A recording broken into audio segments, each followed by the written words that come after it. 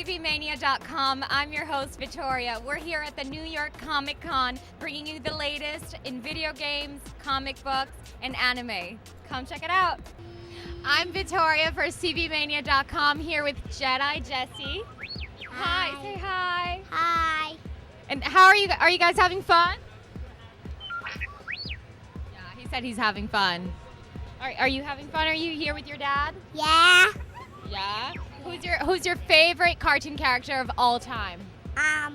Star Wars. Star Wars. But which character from Star Wars is your favorite? Anakin.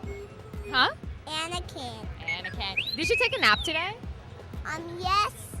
He did take a nap, guys. How long was the nap for? It is, we don't call it, I don't know. He doesn't know. Are you having fun? Do you come every year? Yes. Yeah. What are you going to be dressed up as next year?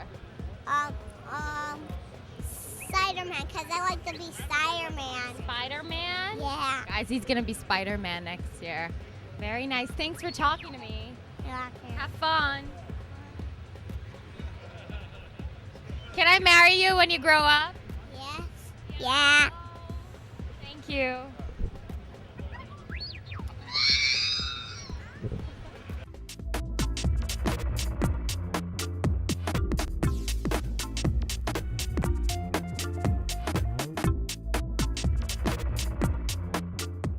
I'm Victoria for CBMania.com, here with James Robinson, the writer for Superman. Tell us about the comic books.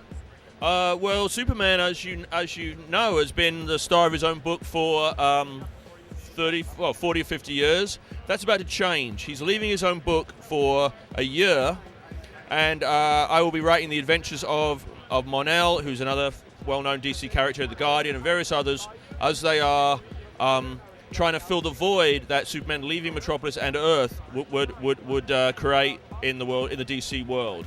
At the same time, the reason why he leaves Metropolis is he relocates to New Krypton, which is his home planet, or the planet of his birth, that's been reformed on the other side of the sun. And the exploits and adventures that take place there will reflect on events on Earth, leading to a huge event in 2010 that we're building towards over this coming year. Now, James, how long have you been writing for Superman? I started writing Superman with issue 677, which is about a year and a half ago, I think. A year ago. And what are some upcoming projects for Superman? Well, apart from the one I just mentioned, the other thing is that he's been in Action Comics for as long as Superman.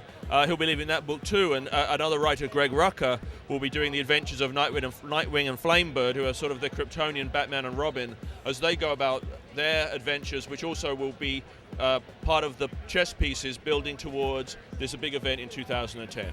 What are some of your favorite comic books besides Superman, of course? My favorite comic books would be the Justice League, the work of Jeff Johns, my friend and cohort, The Watchmen, of course, classic, anything by Alan Moore, and the classic Superman of Kurt Swan and George Klein. How long have you been in the industry, and what advice can you give to someone trying to break into it? I've been in the industry for approximately 20 years, actually, and I would say that if you want to get in, find an artist who also is looking to get in and self-publish, even if you're photocopying it, a comic book of your own.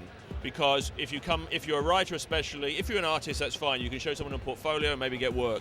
If you're a writer with an outline or a script or whatever, you're never going to get an editor to read it, especially at a convention. There's too much competition.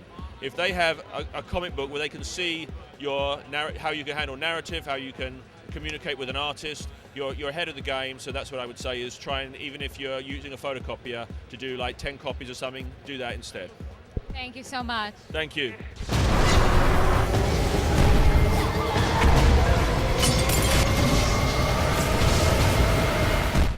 I'm Victoria for CBMania.com, here with Glenn Gamble. Hey. We're talking about the new video game Ghostbusters. Tell us, when is it launching? It's launching mid-June to coincide with the 25th anniversary of Ghostbusters. There's going to be a lot of cool things out about that time. There's going to be the Blu-ray disc. You watch Ghostbusters 1, Ghostbusters 2, then feed right into the events of the game, which happened 2 years after the events of Ghostbusters 2. Now, the actual actors from Ghostbusters were involved with voiceover for the video game? Oh, they were involved way more than that. We've got Ernie Hudson, Dan Aykroyd, Bill Murray, and it's great because Harold Ramis and Dan Aykroyd wrote the script. We got Andy Potts and, Harold Ramis and Atherton, who plays the voice of Peck. They're all in the game. So if you see their likeness, that means they're actually lent their voice talents to the game as well. What systems is the game for? It is coming out on all platforms, pretty much PC, PS3, 360, DS, Wii, and PS2. And is there multiplayer?